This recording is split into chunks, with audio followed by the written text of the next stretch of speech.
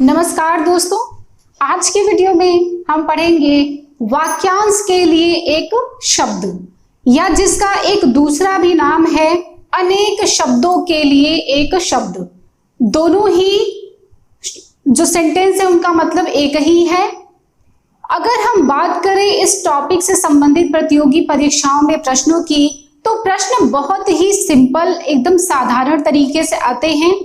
जैसे आपको एक सेंटेंस दिया रहता है, एक वाक्य, जैसे हम कह सकते हैं कि जिसका कोई निश्चित निवास स्थान ना हो, वाक्यांश के लिए एक शब्द होगा।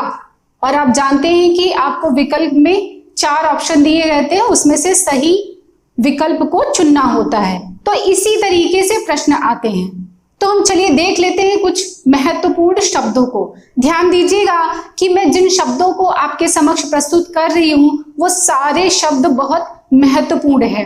दूसरी बात, इनको पढ़ने से आपके कुछ और भी फायदे हैं। बहुत सारे शब्दों के आपको ऐसे नए नए शब्द यहाँ पे सुनने और देखने को मिलेंगे जिनका अर्थ शायद आपको पहले पता ना हो। तो एक छोटे से शब्द का उसका मीनिंग क्या होता है ये आपको यहाँ पे पता चलेगा, ठीक है, जो आपको अलग अलग जगहों पे हेल्प करेंगे। जैसे कुछ तो ऐसे हैं कि आपको पर्यायवाची शब्द भी मिल जाएंगे और कई तो ऐसे हैं जो आपको, जैसे जब हम कोई कविता की पंक्तियां पढ़ रहे होते हैं या अलंकार वगैरह पढ़ रहे होते तो वहां भी आपको मिलेंगे। तो नए नए शब्दों के अर्थ क्या है वो भी आपको पता चलेगा।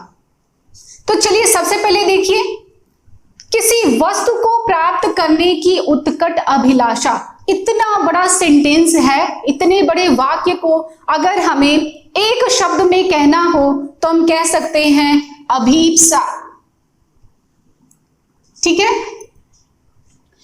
एक बहुत ही प्रचलित नाम है, देखिए अनिकेत, ठीक है।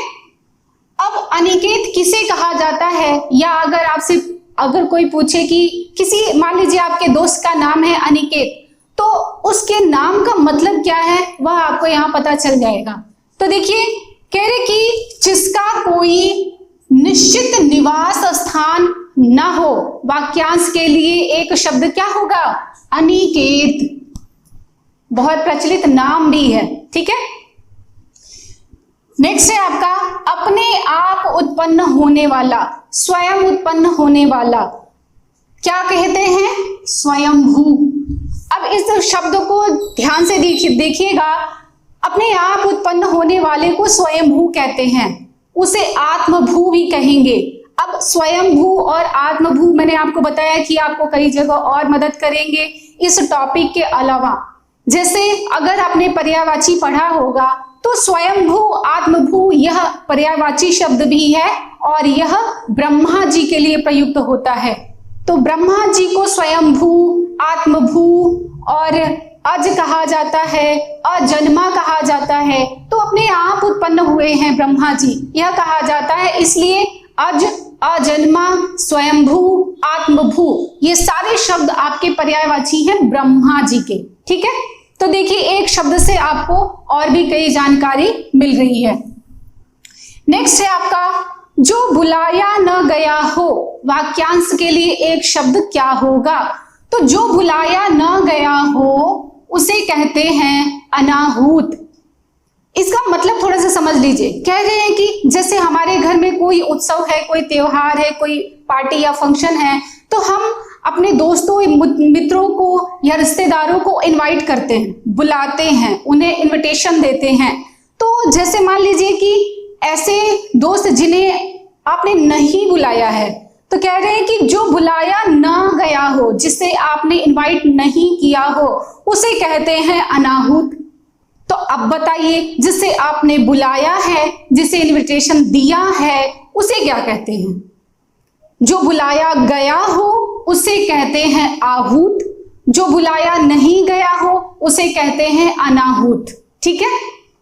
तो एक शब्द के साथ आपके एक शब्द और भी तैयार हो गए, ठीक है।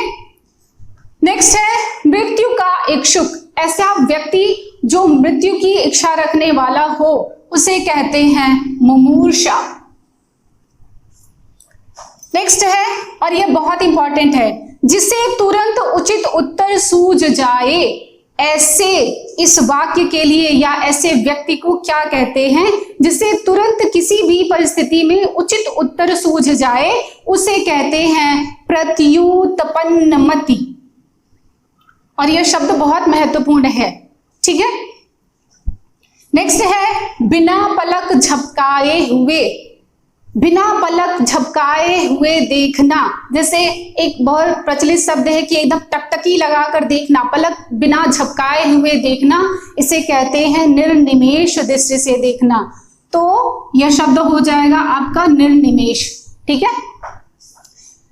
नेक्स्ट है जिसे करना कठिन हो। ऐसा कार्य जिसे करना बहुत कठिन होता है उसे कहते हैं दुष्कर। नेक्स्ट, अन्न को पचाने वाली पेट की अग्नि। अब आगे आपको तीन जो मिलेंगे वो तीनों बहुत महत्वपूर्ण हैं। तो अन्न को पचाने वाली पेट की अग्नि को कहते हैं जठराग्नि या जठरानल, दोनों शब्द आता है, ठीक है। इसी प्रकार है कि जंगल में लगने वाली आग को क्या कहते हैं? आपसे ये प्रश्न, ये तीनों जो शब्द अभी आप देख रहे हैं ना, ये बहुत महत्वपूर्ण है और एग्जाम में कहीं ना कहीं किसी न किसी टॉपिक में शायद आपको जरूर मिल जाए, ठीक है। तो जंगल में लगने वाली आग को कहते हैं दावाग्नि या दावानल। इसी प्रकार है समुद्र में लगने वाली आग, उसे कहते हैं बड़वाग्नि या बड़वानल। अब देख रहे हैं तीनों शब्द बिल्कुल एक जैसे से प्रतीत हमें होते हैं और हमें इन्हें याद रखना बहुत मुश्किल हो जाता है। ऐसे नॉर्मली तो ये याद रहते हैं पर एग्जाम के समय, मेन समय में ये हमें परेशान जरूर कर देते हैं। तो मैं आपको इनको याद रखने का तरीका भी बता देती हूँ। देखिए, जैसे जठराग्नि, आपने कहीं ना कहीं जरूर पढ़ा होगा कि हमारे पेट में जठर रस पाया जाता है, ठीक है। तो जठर रस का संबंध हमारे पेट से है, तो पेट की जो आग है उसे कहते हैं जठराग्नि, ठीक है। इसका दूसरा नाम जठरानल है, उसमें भी आपका जठर शब्द आ ही रहा है, ठीक है। दूसरा देखिए, जंगल में लगने वाली आग को दावाग्नि कहते हैं। अब यहाँ पे अगर आप देखिए तो ये जो दाव शब्द है ना, दाव या दव, ये दोनों शब्द आते हैं, दाव या दव। इसका अर्थ है जंगल। अगर आपने पर्यायवाची पढ़ा होगा जंगल का या वन का, तो आपको दव या दाव दोनों शब्द मिलता है। तो दाव का अर्थ आप यहाँ पे समझ लीजिए, आपको अनेकार्थी शब्दों में भी काम आएगा। साथ ही मैंने आपको यहाँ पे बता दिया है कि यह जंगल या वन जिसे हम कहते हैं उसका पर्यायवाची भी है दाव या दव। तो दाव का अर्थ होता है जंगल, इसलिए इसे याद रखिए। तो दाव शब्द से आप दावाग्नि और दावानल, ठीक है। इसी प्रकार समुद्र में लगने वाली आग को बड़वाग्नि या बड़वानल कहते हैं। तो ये जो बड़व शब्द है ना, बाड़व, बेसिकली जो बाड़व शब्द है उसका भी अर्थ होता है समुद्र या सागर, ठीक है। तो यह भी आपको पर्यायवाची में मिल जाएगा, समुद्र के पर्यायवाची में, ठीक है। नेक्स्ट है जो तुरंत कविता बना दे। ऐसा व्यक्ति जो तुरंत कविता बना दे, ऐसे व्यक्ति को क्या कहते हैं? आशु कवि। नेक्स्ट बहुत महत्वपूर्ण है, नीले रंग का कमल जिसे कहते हैं इंदिवर। नीले रंग का कमल वाक्यांश के लिए एक शब्द क्या होगा? इंदिवर। अगर आपने इंदिवर यहाँ आप देख रहे हैं तो आपको याद जरूर होना चाहिए, बहुत महत्वपूर्ण शब्द है, यह कमल का पर्यायवाची है, ठीक है। तो नीले रंग के कमल को कहते हैं, आपने कमल के पर्यायवाची में इंदिवर पढ़ा होगा और इंदिवर शब्द बहुत महत्वपूर्ण है जो कि एग्जाम में पूछा जाता है कमल के पर्यायवाची के रूप में। तो अब यहाँ आपको क्लियर हो जाएगा कि कमल में यानी किस कमल को? नीले रंग के कमल को इंदिवर कहा जाता है, ठीक है। नेक्स्ट है आपका रात्रि का प्रथम प्रहर, उसे कहते हैं प्रदोष। नेक्स्ट है जो एक ही स्थान पर रहता हो, ऐसा कोई व्यक्ति या ऐसा प्राणी, ऐसा कोई जीव जंतु जो सदैव एक ही स्थान पर रहता हो, उसे कहते हैं स्थावर। बिल्कुल इसी से संबंधित है कि जो सभी स्थानों से संबंधित हो, मतलब जो हर प्रत्येक स्थान से संबंधित हो उसे कहते हैं सार्वभौम। ठीक है, जो एक ही स्थान से संबंधित हो, एक ही स्थान पर रहता हो, उसे कहते हैं स्थावर, और जो सभी स्थानों से संबंधित हो उसे कहते हैं सार्वभौम। ठीक है, चलिए नेक्स्ट देखिए, फेंक कर चलाए जाने वाला हथियार। अब देखिए, अस्त्र और शस्त्र ये दोनों ऐसे शब्द हैं जहां हमें हमेशा परेशानी होती है कि अस्त्र का क्या मतलब होता है और शस्त्र का क्या मतलब होता है। तो देखिए, ऐसे हथियार जिन्हें फेंक कर चलाया जाता है, जैसे हम कह सकते हैं कि भाला या तीर, इन्हें हम फेंक करके आक्रमण करते हैं, तो हाथ से फेंक करके चलाए जाने वाले हथियार को अस्त्र कहते हैं। ठीक है, इसी के साथ है, हाथ में पकड़कर चलाए जाने वाले हथियार को शस्त्र कहा जाता है। जैसे हम कह सकते हैं कि तलवार या गदा, जिसे हम हाथ में पकड़ करके चलाते हैं, ऐसा हथियार जिसे हाथ में पकड़कर चलाया जाए उसे कहते हैं शस्त्र। ठीक है, अस्त्र और शस्त्र ये शब्द आपको एकार्थक शब्दों में भी काम आएंगे। ठीक है, नेक्स्ट है आपका कि सामाजिक मान मर्यादा के विपरीत, सामाजिक मान मर्यादा के विरुद्ध कार्य करने वाले व्यक्ति को कहा जाता है वामाचारी।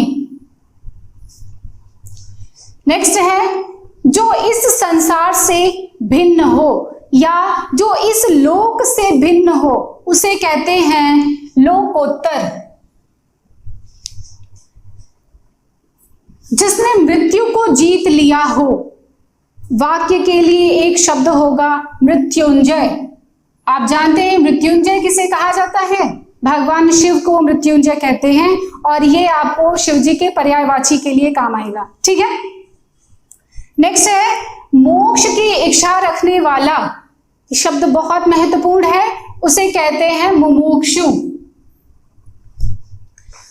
नेक्स्ट, ये दोनों शब्द बहुत महत्वपूर्ण है। ये दोनों जो अभी आपको बता रही हूं कि किए गए उपकार को मानने वाला, जैसे किसी व्यक्ति द्वारा किसी दूसरे व्यक्ति पर यदि कोई उपकार किया जाता है तो उसके उपकार को मानने वाले व्यक्ति को कृतज्ञ कहते हैं, और उस उपकार को न मानने वाला अर्थात किए गए उपकार को न मानने वाला कृतघ्न कहलाता है।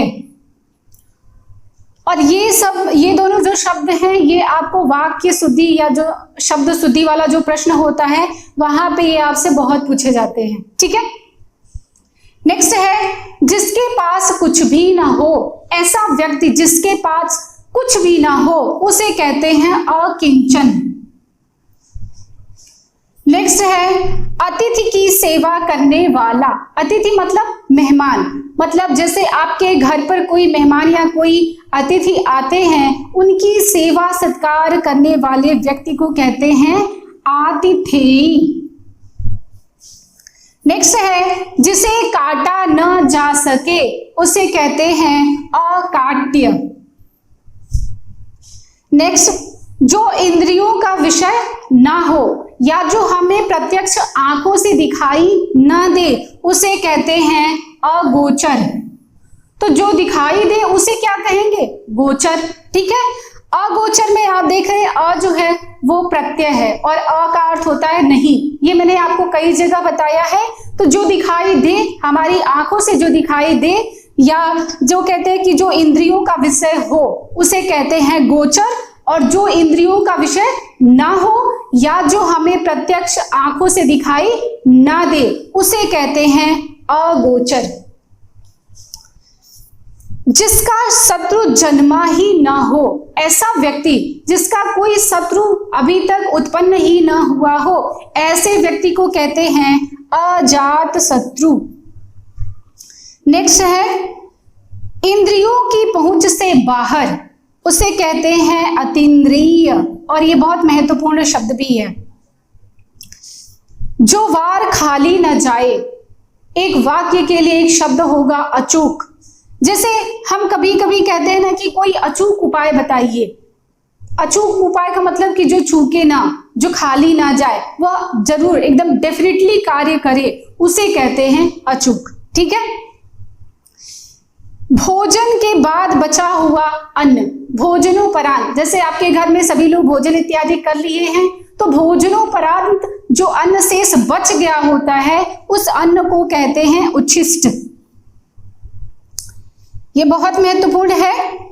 जो दूसरों में केवल दोष ही ढूंढता है, ऐसे व्यक्ति को क्या कहते हैं? कहने का मतलब यह है कि ऐसा कोई व्यक्ति जो अन्य दूसरे व्यक्तियों में उनके गुण को बिल्कुल भी नहीं देखता है, सिर्फ उनके दोष को ही ढूंढता है, ऐसे व्यक्ति को कहते हैं छिद्रान्वेषी। ठीक है, तो उम्मीद करती हूँ कि आपको वीडियो पसंद आएगी। बहुत सारे नए नए शब्दों के बारे में आपने जाना होगा। वीडियो पसंद आती है तो इसे लाइक और शेयर जरूर कीजिएगा, साथ ही मेरे चैनल को सब्सक्राइब कर लीजिएगा। धन्यवाद।